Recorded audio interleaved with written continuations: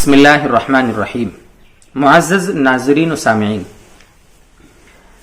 گھروں میں عام طور پر جب نمازیں پڑھتی ہماری مائیں بہنیں جو مستورات ہوتی ہیں تو جس مصلے پر جس جانماز پر نماز پڑھتی ہیں تو نماز پڑھ لینے کے بعد وہ مصلے کے کونے کو موڑ دیتی ہیں اور اس کونے کو موڑنے کو وہ ضروری سمجھتی ہیں۔ کیا ہے شریعت میں اس کی حقیقت؟ اس کو ذرا ہم سمجھتے ہیں آج۔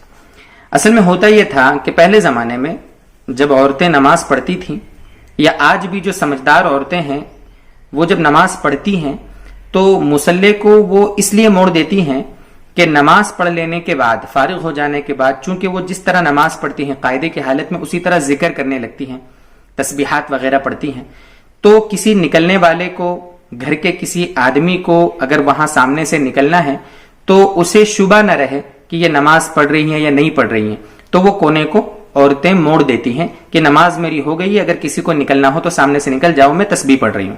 یہ مطلب ہوتا تھا کونے کو موڑنے کا۔ لیکن دھیرے دھیرے جو سماجی غلط فہمیاں ہیں ان غلط فہمیوں میں سے ایک غلط فہمی یہ پروان چڑھ گئی کہ، اور ہم نے کہتے بھی سنا عورتوں کو، اور جو پوچھتے ہم کو ساتھی وہ یہ کہتے بھی ہیں کہ جو عورتیں کونے کو موڑتی ہیں وہ اس لیے موڑتی ہیں کہ شیطان نماز پڑھے گا، کونے کو موڑ دو تو شیطان نماز نہیں پڑھے گا۔ یہ غلط فہمی ہے۔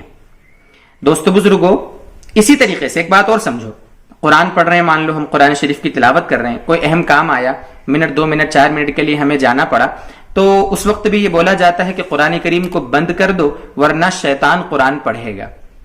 نماز کے مصلے کے کونے کو بھی موڑنے میں یہی تعویل کی جاتی ہے کہ وہاں شیطان نماز پڑھے گا اس لیے مصلی موڑ دو۔ قرآن کریم کو بھی بند کرنے کے لیے کہا جاتا ہے کہ اگر کھلا رہے گا تو شیطان پڑھے گا۔ یہ جو غلط فہمی ہے یہ غلط ہے۔ قرآن کھلا چھوڑ دینا، پڑھتے پڑھتے دوسرے کام میں لگ جانا اور قرآن کھلا چھوڑ دینا، یقیناً یہ ہمارے عرف میں بے ادبی ہے، اور یقیناً یہ قرآن کی بے ادبی ہے۔ قرآن کھلا رہے گا، ہوا آئے گی، اس کے جو اوراق ہیں وہ ادھر ادھر اڑیں گے، اڑنے میں پھٹ بھی سکتے ہیں، یہ بے ادبی ہے یقیناً۔ لیکن یہ سوچنا، یہ خیال کرنا کہ شیطان پڑھے گا اس لیے قرآن کریم کو بند کر دو، مصلے پر شیطان نماز پڑھے گا اس لیے مصلے کا کونا موڑ دو، دوست بزرگو یہ ہماری جہالت ہے، ہماری بے وقوفی ہے۔